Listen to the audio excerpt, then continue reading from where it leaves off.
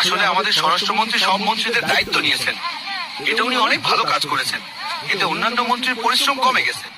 তাছাড়া সংবিধান তো উনি ছাড়া কেউ বুঝে না। উনি আমাদের দেশের গৌরব। উনি সংবিধান ছাড়া ভাতও খায় না। ভাইয়া, সরকারকে কিছু বলবেন? কি আর বলবো ভাই, সরকার আসার পর থেকেই তো লাইনে দাঁড় করে রাখছে। আর কিছুদিন এই সরকার থাকলে তেল সামনে দিয়ে বাইরেব আর গ্যাস পিছন দিয়া। নেতা যখন আমাকে ক্ষমতা ছিল না, তখন তো সংবিধান চুল দিয়েও দাম দিতেন না। এখন এত সংবিধান চেতনা চেতনা করেন কে? ওই বেটা চুল পাক না, চুপ থাক। তখন সংবিধান আর চেতনা দরকার ছিল না। আরে আমরা তো সুবিধা পার্টি। কি গো বদমাইশাল, তুমি তো কইছিলা ক্ষমতা পাইলে তুমি আর মুরগি খাইবে না। ক্ষমতা পাওয়ার পরের দিনেই 3 বাচ্চার মারা খাইয়ে দিছো। চাচি, 17 বছর হলো মুরগি খাই না, তাই ক্ষমতা পাওয়ার পর একটা খাইয়া দেখলাম রুচি ঠিক আছে কিনা।